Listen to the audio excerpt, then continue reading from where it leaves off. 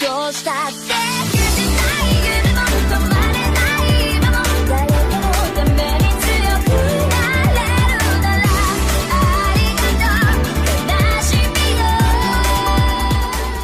Hai, selamat datang di channel gua. Di video gue kali ini gue bakalan bahas mengenai cerita dari novel seri Kensoki. Video ini adalah kelanjutan dari video sebelumnya. Jadi, buat kalian yang belum nonton video sebelumnya bisa nonton dulu. Dan juga video ini akan berisikan spoiler berat bagi kalian yang belum baca novel ataupun nonton animenya. Dan untuk kalian para penonton baru yang belum subscribe, silahkan subscribe dulu supaya channel ini berkembang dan menjadi lebih baik. Oke, tidak usah basa-basi lagi, kita mulai videonya. Cerita dimulai dengan kisah Erika. Erika adalah seorang dosen di sebuah universitas di Tokyo. Dia cukup bahagia dalam kesehariannya, dan juga Erika sering menghabiskan waktu dengan tunangannya karena dia benar-benar mencintainya. Namun suatu hari, ketika dia berada di laboratorium bersama tunangannya, mereka tiba-tiba berpindah ke sebuah hutan di tengah pegunungan pada malam hari. Awalnya, Erika mengira bahwa dia dan tunangannya masih berada di bumi. Namun, hal itu ternyata salah. Erika dan tunangannya kemudian membutuhkan beberapa jam untuk turun dari gunung itu. Dan kemudian mereka akhirnya menemukan sebuah desa. Namun, saat mereka mencoba berbicara dengan penduduk setempat, tunangannya tidak bisa berkomunikasi dengan mereka semua. Meskipun dia sudah mencoba berbagai bahasa. Meskipun begitu, entah apa alasannya, Erika tiba-tiba mengerti setiap ucapan dari penduduk dan dia bisa berkomunikasi dengan mereka. Karena kelelahan, Erika dan tunangannya kemudian memutuskan untuk tinggal di sebuah rumah kosong di desa itu. Dan keesokan harinya, Erika tiba-tiba terbangun dari mimpinya, yang mana memberitahu tentang dirinya adalah seorang pahlawan. Erika lalu mencoba membuktikan apakah mimpi itu benar atau tidak. Dan ternyata dia benar-benar bisa mengeluarkan tongkat aneh dari tangannya. Erika dan tunangannya lalu sadar bahwa mereka sekarang tidak berada di bumi lagi. Namun tunangannya mengatakan bahwa meskipun mereka tidak berada di bumi lagi, dia masih senang karena dia masih bisa bersama dengan Erika. Erika dan tunangannya kemudian mencoba kembali untuk ke bumi. Namun mereka tidak tahu cara untuk melakukan itu. Yang Erika tahu saat ini hanyalah dia adalah seorang pahlawan yang memiliki kekuatan khusus. Erika dan tunangannya kemudian memutuskan untuk tetap tinggal di desa itu sampai mereka menemukan cara untuk pulang. Dan tunangannya kemudian memberikan mantel musim seminya kepada kepala desa sebagai kompensasi diizinkan tinggal di desa itu. Dan lalu setelah mereka tinggal berhari-hari di desa itu, Erika mengetahui bahwa kehidupan di desa itu sangatlah primitif. Yang mana Erika dan tunangannya kemudian memutuskan untuk membantu penduduk desa menggunakan pengetahuan modern mereka untuk meningkatkan kemakmuran desa. Erika masih menyembunyikan kekuatannya karena dia melihat tidak ada penduduk desa yang menggunakan sihir. Namun secara diam-diam Erika masih menggunakan kekuatannya untuk mengolah tanah di ladang dan juga menyuburkannya. Tunangan Erika perlahan juga nampaknya mulai bisa berkomunikasi dengan penduduk desa. Erika beberapa kali berpikir bahwa dia rindu hidup di kota lagi. Namun, Erika berpikir bahwa dia tidak masalah hidup di mana saja, asalkan dia tetap bersama dengan tunangannya. Setelah sekian lama, waktu pun akhirnya berlalu. Erika kemudian mengetahui bahwa tongkatnya mempunyai kekuatan untuk menyembuhkan luka. Hal itu dia temukan secara tidak sengaja ketika dia mencoba menyembuhkan tunangannya yang saat itu terluka akibat bekerja di ladang. Namun, Erika menggunakan alasan bahwa dia menggunakan ramuan obat miliknya sendiri ketika dia ditanya penduduk desa tentang bagaimana dia menyembuhkan tunangannya. Dan lalu, rumor bahwa Erika adalah seorang dokter pun mulai menyebar, yang mana kemudian membuat Erika tidak punya pilihan lain untuk menyembuhkan setiap penduduk yang berobat kepadanya. Sementara Erika menyembuhkan penduduk desa, tunangannya mengabdikan diri untuk mengembangkan setiap aspek kehidupan di desa. Lalu, tanpa mereka sadari, Erika dan tunangannya kemudian telah menjadi tokoh dari desa itu. Kemudian, pada suatu hari, Erika dan tunangannya kemudian memutuskan untuk pergi ke gunung tempat mereka pertama kali datang ke dunia ini. dengan tujuan untuk mencari petunjuk untuk kembali ke bumi. Namun, ada beberapa masalah saat mereka akan melakukan itu. Pertama, mereka tidak tahu lokasi pasti tempat mereka berpindah. Dan kedua, adalah orang yang akan pergi ke gunung itu. Karena ternyata di gunung itu terdapat banyak hewan buas. Erika mempunyai kekuatan pahlawan untuk melindungi diri. Namun, tunangannya masih bersikeras bahwa dialah yang harus pergi. Karena dia takut Erika akan terluka. Dan setelah mendiskusikannya, akhirnya Erika lah yang akan berangkat. Keesokan paginya, Erika akhirnya berangkat ke gunung. Pada awalnya, dia kesulitan untuk mencari lokasi tempat dia pertama kali dipindah. Namun, dia mengingat tempat itu bahwa tempat itu dekat dengan air terjun. Dan lalu, beberapa menit kemudian, Erika akhirnya menemukan tempat itu. Setelah sampai di sana, Erika kemudian mencoba untuk menyelidiki tempat itu. Namun, tidak ada apapun di atas tanah itu. Erika bahkan kemudian juga menggali tanah di bawahnya menggunakan kekuatan tongkatnya.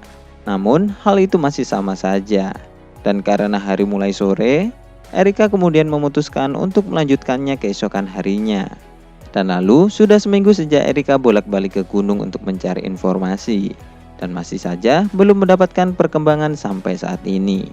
Dan lalu, warga desa yang nampak kebingungan kemudian meminta sarannya dan tunangannya tentang pajak yang harus mereka berikan ke kerajaan.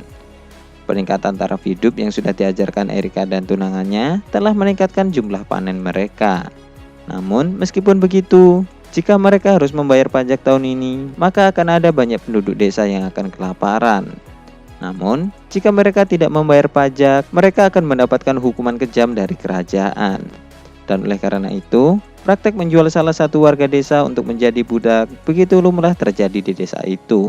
Karena hal itulah satu-satunya cara untuk mereka supaya mendapatkan uang untuk bertahan hidup. Erika dan tunangannya kemudian menolak untuk menjual salah satu penduduk desa. Dan lalu mereka kemudian merelakan barang-barang mereka yang berasal dari bumi untuk dijual demi kepentingan penduduk desa. Keesokan harinya, Erika dan tunangannya kemudian pergi ke ibu kota kerajaan untuk menjual barang-barang mereka. Dan ternyata baju dari bumi memiliki nilai jual yang mahal karena kualitasnya yang lebih bagus. Dan setelah itu, mereka berdua kembali ke desa setelah mendapatkan setengah dari hasil penjualan baju. Dan setengah pembayarannya lagi nantinya akan dikirimkan oleh kenalan yang pernah diselamatkan Erika dulu. Karena kenalan itulah yang membantunya menjual pakaian itu. Kemudian 1 minggu sudah berlalu sejak saat itu. Erika saat ini sedang pergi ke gunung untuk menghindari tunangannya, yang mana baru saja mengajaknya untuk menikah. Erika sebenarnya ingin melakukannya, namun Erika ingin pernikahannya dilakukan di bumi. Karena hal itu merupakan suatu harapan supaya dia bisa kembali lagi ke sana. Erika kemudian terus memikirkan tentang keputusan apa yang akan dia ambil. Dan setelah memikirkan keputusannya, Erika kemudian kembali ke desa untuk menemui tunangannya. Namun ketika Erika sudah mencapai desa, dia kehilangan kata-katanya. Karena dia telah melihat mayat tunangannya yang telah digantung dengan kepala yang sudah terpenggal dan diletakkan di tengah alun-alun desa. Warga desa terus melempari mayat itu dengan batu, meskipun mereka sudah tahu bahwa tunangan Erika sudah mati. Nampaknya Erika dan tunangannya telah difitnah mencuri barang-barang milik bangsawan oleh orang yang dulu pernah diselamatkan oleh Erika. Naasnya, ketika dulu Erika menolong orang itu pernah mengatakan bahwa dia akan membalas budi ke Erika. Namun, dia malah melakukan ini. Nampaknya, beberapa bangsawan dan prajurit sekarang mulai mencoba menangkap Erika yang baru saja muncul di depan mereka. Namun, Erika mengeluarkan tongkatnya dan menerjang beberapa orang untuk menuju ke mayat tunangannya. Erika kemudian mencoba memasang kepala tunangannya dengan hati-hati ke tubuhnya dan terus mengeluarkan sihir penyembuh. Namun, beberapa prajurit mencoba untuk menyeret Erika, yang mana membuat Erika tidak sengaja membunuh salah satu prajurit itu. Dan lalu Erika kemudian merasakan bahwa tubuhnya sudah tertembus oleh pedang yang ditancapkan oleh prajurit yang telah mengerumuninya. Dan akhirnya Erika pun kehilangan kesadarannya. Dan di dalam kematiannya, Erika bermimpi tentang ada seorang yang memberikan kekuatan dan cara menggunakan kekuatan itu. Namun Erika tidak memperdulikannya karena dia tidak butuh kekuatan dan yang hanya dia butuhkan hanyalah tunangannya. Setelah beberapa waktu berlalu, Erika kemudian terbangun dari kuburannya. Setelah terbangun, Erika kemudian mencari mayat tunangannya dan lalu mencoba untuk terus menyembuhkannya. Namun, pada akhirnya Erika sadar bahwa tunangannya tidak bisa dihidupkan. Erika lalu mulai berpikir, mengapa semua ini terjadi kepadanya dan mengapa dia masih hidup meskipun tunangannya saat ini mati. Erika kemudian berjalan ke arah rumah kenalannya yang telah memfitnahnya sebelumnya. Dan lalu dia kemudian mendengar ketika mereka mengatakan bahwa mereka sekarang memiliki cukup uang untuk keluar dari kemiskinan di desa. Mendengar ini, Erika kemudian menendang pintu rumah itu dan lalu mencengkram bayi mereka. Erika kemudian menyuruh mereka untuk mengatakan mengapa tunangannya harus dibunuh. Nampaknya semua masalah ini berawal ketika Erika dan tunangannya menjual baju mereka di ibu kota, yang mana ternyata pembeli baju itu merupakan orang dari kalangan bangsawan, yang kemudian memaksa kenalan Erika yang menjual baju itu untuk memberitahukan asal dari benda-benda itu. Dan setelah bangsawan itu mengetahuinya, mereka kemudian datang ke desa dan menemui tunangannya. Dan ternyata tunangan Erika memiliki sepasang cincin yang mana akan dia gunakan untuk melamar Erika. Cincin itu sudah lama disimpan bahkan sebelum datang ke dunia ini. Namun bangsawan yang melihat cincin itu mencoba untuk mengambilnya dan lalu membunuh tunangan Erika karena tidak mau menyerahkannya. Dan lebih parahnya lagi, ternyata para penduduk desa nampaknya sepakat untuk menjual Erika dan tunangannya kepada bangsawan itu. Hal ini supaya mereka terhindar dari pajak untuk beberapa tahun ke depan. Mendengar itu, Erika kemudian menjadi sangat frustasi. Penduduk desa yang sudah diperjuangkan bersama tunangannya telah mengkhianati dia. Dan pada titik ini, pikiran Erika telah benar-benar rusak. Erika kemudian membunuh semua orang yang ada di sana dan lalu mengambil cincin itu dari bangsawan yang mengambilnya.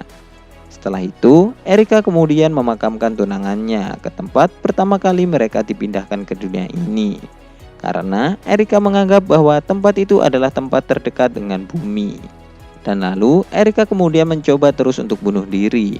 Namun, entah apapun yang telah dia lakukan, dia selalu hidup kembali. Erika lalu kemudian mulai berkeliling dunia untuk menemukan cara supaya dia bisa mati dan menyusul tunangannya. Namun selama di perjalanannya, Erika melihat bahwa semua manusia sama saja dan mulai tambah membenci dunia ini, yang mana kemudian memunculkan tekad balas dendam untuk dunia ini. Meskipun begitu, di dalam hati Erika, dia masih menginginkan kematiannya sendiri. Dan lalu cerita kemudian berpindah ke ibu kota kerajaan Galar. Haruto saat ini sudah ikut bergabung ke dalam pertemuan dimension miliknya. Raja Francois kemudian menyambut Haruto dan yang lainnya dan merasa lega karena Liselot bisa kembali dengan selamat. Setelah saling menyapa, Raja Francois selalu menjelaskan mengenai kerajaan telah diserang oleh seseorang selama Haruto pergi. Dan meskipun serangannya mempunyai skala yang cukup besar, mereka berhasil selamat dengan kerusakan ringan. Mendengar ini, Haruto dan Liselot kemudian menjadi terkejut dan lalu bersyukur karena semuanya selamat. Tak lama setelah itu, Christina, Flora, dan kedua orang tua Liselot pun datang. Melihat putrinya telah kembali, orang tua Liselot kemudian menjadi sangat bahagia dan lalu berterima kasih ke Haruto. Suasana pun menjadi sangat hangat dan setelah beberapa saat, Haruto kemudian memutuskan untuk memberikan laporannya kepada Raja Francois. Cerita lalu berpindah lagi ke 2 hari yang lalu. Ketika Haruto, Aisha, Liselot, dan Arya masih berada di rumah batu di dekat Republik Demokratik Saint Erika. Setelah tidak sadarkan diri cukup lama, Haruto kemudian akhirnya terbangun. Dan lalu dia melihat Liselot yang sedang tertidur di sampingnya. Melihat Liselot masih tertidur, Haruto kemudian mencoba bersandar di tempat tidurnya tanpa membangunkan Liselot. Namun setelah beberapa saat, Liselot yang baru saja bangun kemudian melihat Haruto. Liselot kemudian menjadi sangat senang dan meraih tangan Haruto. Liselot dan Haruto kemudian saling menatap sambil berpegangan tangan. Namun setelah beberapa saat, Liselot kemudian sadar dengan apa yang telah dia lakukan. dan langsung melepaskan tangan Haruto. Beberapa saat kemudian, Aisyah dan Arya pun datang dan menyapa Haruto yang baru saja bangun. Setelah melihat semuanya sudah berkumpul, Haruto kemudian berterima kasih ke semuanya karena sudah menjaga dan merawatnya. Mendengar itu, Aisyah hanya mengatakan bahwa itu bukanlah masalah karena mereka menjaga Haruto secara bergantian. Namun meskipun begitu, nampaknya dari mereka bertiga hanya Liselot yang kurang tidur karena dia terlalu khawatir terhadap Haruto. Mereka semua kemudian mengobrol sebentar dan lalu Arya kemudian membawa Liselot ke kamarnya supaya Liselot bisa beristirahat. Setelah Arya dan Liselot pergi, Haruto kemudian mendiskusikan kemungkinan adanya orang yang mengejar Aisyah. Karena di saat awal pelariannya, Aisyah mengatakan bahwa dia telah diganggu oleh seseorang yang seperti menggunakan seni roh. Dan jika dilihat dari kemampuannya yang berhasil membongkar penyamaran sihir ilusi Aisyah, seharusnya orang itu cukup berbakat untuk menemukan lokasi rumah batu ini. Di sini, baik Haruto dan Aisyah tidak tahu bahwa itu adalah ulah dari Riz, yang mana akhirnya membuat Aisyah menduga bahwa itu adalah perbuatan dari Erika. Namun, mengingat bahwa serangan yang diarahkan ke Aisyah adalah bola energi, Haruto tidak yakin bahwa itu adalah kekuatan dari senjata ilahi, karena bola energi tidak termasuk dalam elemen manapun. Dan setahu Haruto, meskipun senjata ilahi mirip dengan seni roh, namun para pahlawan biasanya hanya bisa menggunakan satu atribut alam tertentu saja. Seperti Satsuki adalah angin, Hiroki adalah air, Rui adalah petir, Takahisa adalah api, Renji adalah es, dan Erika adalah tanah. Setelah memikirkan itu, Haruto kemudian lebih berasumsi bahwa ada pihak ketiga selain Erika yang melakukan itu. Dan Haruto kemudian meminta Aisyah untuk lebih waspada. Setelah itu, Haruto dan Aisyah kemudian membicarakan mengenai binatang bumi. Aisyah kemudian mengatakan bahwa Aisyah pikir monster itu adalah roh. Namun, hal yang aneh adalah biasanya roh kelas tinggi selalu berbentuk humanoid. Namun, kali ini monster itu tidak memiliki wujud humanoid.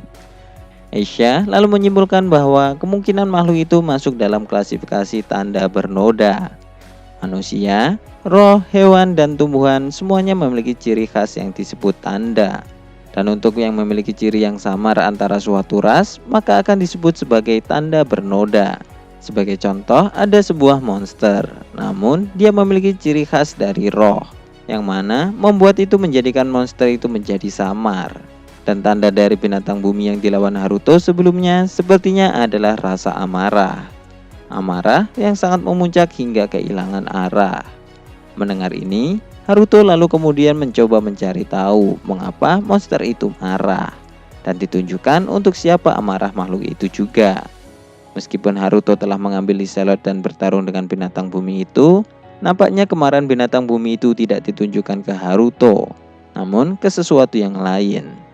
Haruto kemudian bertanya ke Aisyah, apakah kontraktor bisa mengendalikan amarah dari rohnya? Yang lalu kemudian dijawab Aisyah bahwa dia tidak tahu. Karena selama ini kontrak yang dibuat dengan roh adalah kontrak yang setara, yang mana baik masing-masing pihak tidak bisa memaksakan kehendaknya ke pasangannya. Haruto lalu kemudian ingin memastikan suatu hal dan bertanya ke Aisyah tentang apakah binatang bumi yang dilawan Haruto sudah mati. Yang mana kemudian dijawab Aisyah bahwa itu bergantung dengan jenis serangan yang Haruto berikan. Jika serangan Haruto hanya melukai fisik, maka roh akan bisa kembali menjelma dengan cara bereinkarnasi setelah mendapatkan mana yang cukup. Namun, jika Haruto memberikan serangan yang cukup kuat untuk mengenai spiritualnya, maka hal itu akan berefek ke roh dan mampu untuk membunuhnya juga. Setelah mendengarkan penjelasan Aisyah, Haruto kemudian yakin bahwa dia belum membunuh makhluk itu. Dan Haruto tidak yakin bahwa dia bisa menang jika mereka bertarung lagi. Melihat ekspresi Haruto, Aisyah kemudian memegang tangan Haruto dan mengatakan bahwa di pertarungan selanjutnya Aisyah akan bersama dengan Haruto. Jadi mereka pasti bisa menemukan cara untuk mengalahkannya bersama. Dan karena ini mengenai tentang roh, mungkin Dryas atau penduduk desa roh mengetahui sesuatu. Jadi Haruto kemudian memutuskan untuk menanyakan itu kepada Sarah dan yang lainnya ketika dia sudah kembali. Setelah itu, karena Haruto sudah bangun, Aisyah kemudian akan mengecek keadaan ibu kota Republik Demokratik Saint Erika terlebih dahulu sebelum mereka nantinya pulang. Sebenarnya Haruto juga ingin pergi, namun karena dia masih terluka, Aisyah kemudian memaksanya untuk tetap tinggal. Dan lalu sambil memeluk Haruto, Aisyah kemudian menyuruh Haruto untuk menyerahkan sisanya kepadanya. Sementara itu, Arya yang sudah membawakan makanan untuk Haruto hanya bisa melihat adegan ini dari balik pintu. Karena Arya tidak tahu tentang apa yang harus dia lakukan pada situasi kali ini. Oke, sekian dulu untuk pembahasan video kali ini. Kelanjutan cerita akan dibahas ke video selanjutnya.